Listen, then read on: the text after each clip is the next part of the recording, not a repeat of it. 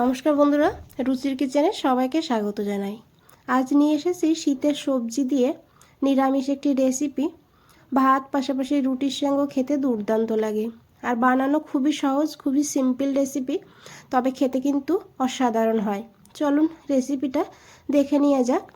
তো প্রথমেই দেখুন, এখানে আমি কিছু সিম নিয়েছি, সিমটাকে এইভাবে কেটে নিলাম। আর তারপরে নিয়েছি একটা আলুটাকে এইভাবে পাতলা পাতলা করে আর লম্বা লম্বা করে কেটে নেব। সবজিগুলো চেষ্টা করব একইভাবে কাটার। এর সঙ্গে আমি নিয়েছি গাজরটাকেও একইভাবে লম্বা লম্বা করে আর একটু পাতলা পাতলা করে কেটে নিতে হবে।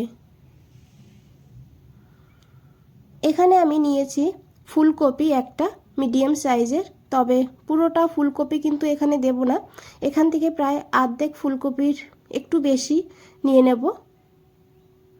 তো এইভাবে ফুলগুলোকে আলাদা করে নিতে হবে। খুবই সহজ রেসিপিটা, সাদামাটা এইভাবে রান্না করে দেখবেন, খেতে দুর্দান্ত হয়। তো দেখুন, এখানে আমি ফুলকপিটাকে কেটে নিয়েছি, আর এখানে কিন্তু সবজিগুলোকে খুব ভালো করে ধুয়ে নিতে হবে। তারপরে এখানে আমি একটা প্লেটে তুলে নিয়েছি। এখানে দেখুন একটা কড়াই বসিয়ে দিয়েছি, কড়াইতে দিয়েছি 2 চামচ সর্ষের তেল। তেলটাকে খুব ভালো করে গরম করে নিতে হবে। তারপরে এখানে দিতে হবে 1/2 চামচ পাঁচফোড়ন, যেহেতু নিরামিষ সেই কারণে একটু পাঁচফোড়ন দিলে স্বাদটা খুবই ভালো হবে। দিয়েছি 2টো শুকনো লঙ্কা, লঙ্কা দুটোকে একটু ফাটিয়ে দিতে হবে। তারপরে দিয়েছি 2টো তেজপাতা। এখন ফোড়নটাকে ভালো করে ভেজে নেব। এখানে দেখুন আমি 1 ইঞ্চি আদা গ্রেট করে নিয়েছি, আপনারা চাইলে আদা বাটাও দিতে পারেন। তার সঙ্গে 2টো কাঁচা পাকা লঙ্কা নিয়েছি, ঝাল আপনারা আপনাদের প্রয়োজন মতন নিয়ে নেবেন। এখন এই আদাটাকে একটু ভালো করে ভেজে নেব, যেন আদার কাঁচা গন্ধ না থাকে।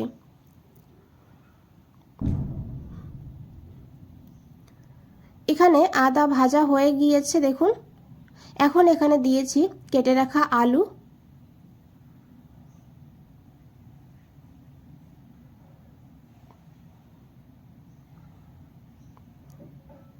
আলুটাকে দিয়ে খুব ভালো করে মিশিয়ে নেব। ভেজে একদম লাল করব না, এইভাবে একটু ভালো করে মিশিয়ে নিতে হবে।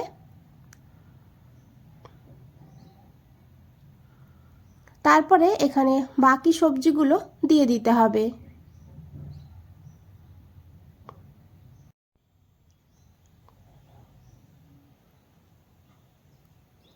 এখন গ্যাসের ফ্লেমটা মিডিয়াম টু হাইতে করে দিয়ে সবজিগুলোকে ভালো করে একটু ভেজে নিতে হবে।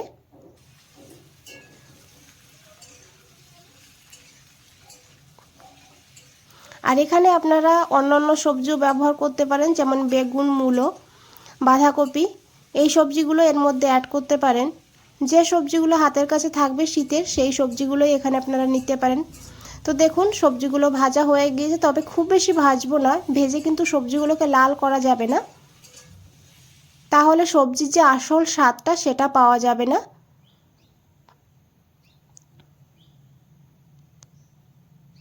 এখন দেখুন এখানে দিয়েছি 1/2 চামচ হলুদের গুঁড়ো, আর তার সঙ্গে দিয়েছি এখানে 1/2 চামচ লঙ্কার গুঁড়ো।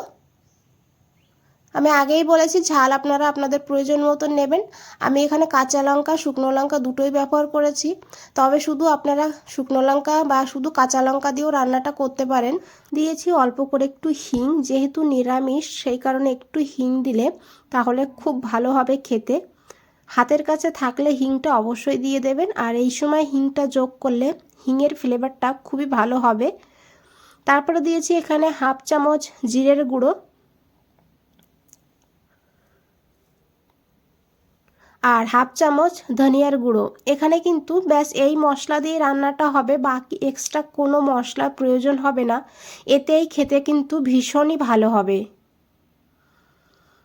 অতিরিক্ত মশলা ব্যবহার করলে সবজির যে আসল স্বাদটা সেটা পাওয়া যায় না, তাই এইভাবে কম মশলায় রান্না করে দেখবেন, প্রত্যেকটা সবজির স্বাদ এখানে পাবেন। তো দেখুন খুব ভালো করে এখন মশলাটাকে ভেজে নিতে হবে সবজির সঙ্গে।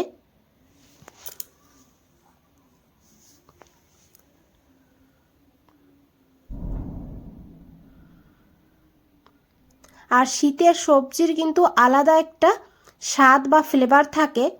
আর দেখুন খুব ভালো করে মিশিয়ে নেওয়ার পর এখানে আমি নিয়েছি বেশ খানিকটা মটরশুঁটি। মটরশুঁটি হাতের কাছে থাকলে অবশ্যই দিয়ে দেবেন, আর না থাকলে বাদ দিয়েও রান্নাটা করতে পারেন, তাতেও খেতে ভালো হবে। মটরশুঁটিটাকে দিয়েও খুব ভালো করে এইভাবে 2 মিনিট নাড়াচাড়া করে মিশিয়ে নেব।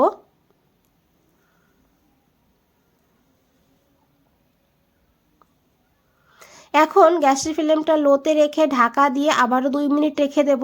যেহেতু নিরামিষ রান্না তাই একটু সময় নিয়ে এইভাবে কষিয়ে কষিয়ে রান্নাটা করে নিতে হবে।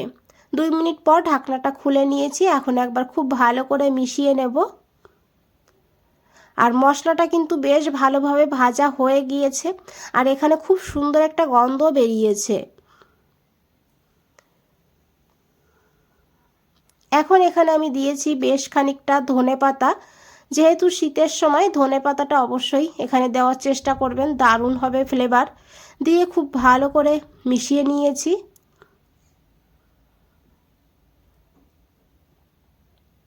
এখন দিয়েছি আমি পরিমাণ মতন লবণ। লবণটা আগে দিলে সবজির থেকে জল বেরিয়ে যেত আর সবজিটা ভালো করে ভাজা হতো না, সেই কারণে এইভাবে লবণটা পরেই দেবেন। লবণ দিয়েও খুব ভালো করে মিশিয়ে নেব।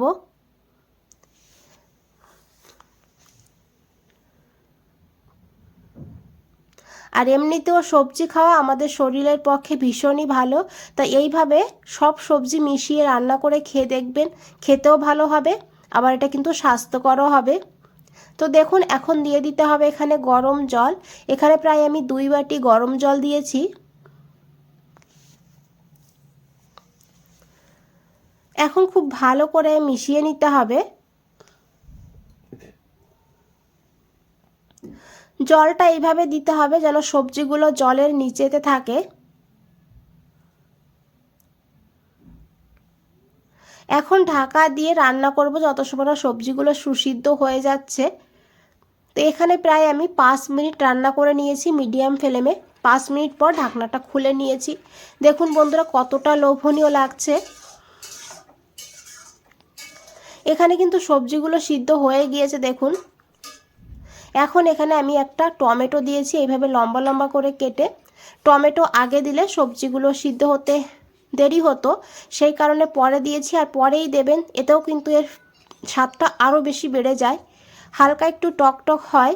টমেটোটাকে দিয়ে ভালো করে মিশিয়ে নিয়েছি। এখন দিয়েছি এখানে 1/2 চামচ চিনি। যেহেতু নিরামিষ সবজি রান্না সেই কারণে একটু চিনি দিলে মিষ্টি মিষ্টি হবে খেতে। তো আপনাদের যদি অপছন্দ হয় বাদ দিয়েও রান্নাটা করতে পারেন। এখন ঢাকা দিয়ে আবারও 2 মিনিট রান্না করব। বন্ধুরা রেসিপিটা ভালো লাগলে একটা লাইক করে দেবেন, চ্যানেলটাকে সাবস্ক্রাইব করে পাশে থাকবেন, কমেন্টসে জানাবেন কেমন লেগেছে। দেখুন 2 মিনিট পর ঢাকনাটা খুলে নিয়েছি, খুব ভালো করে মিশিয়ে নেব। টমেটো কিন্তু নরম হয়ে গিয়েছে, একদম টমেটোটাকে ঘেটে দেব না, এইভাবেই থাকবে।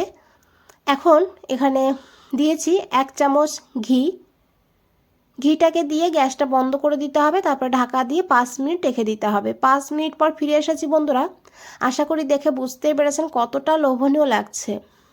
বন্ধুরা আজ তাহলে এই পর্যন্তই, ফিরে আসছি নতুন কোনো রেসিপি নিয়ে। ভালো থাকবেন, সুস্থ থাকবেন, সবাইকে অনেক অনেক ধন্যবাদ এত সময় ধৈর্য ধরে রেসিপিটা দেখার জন্য।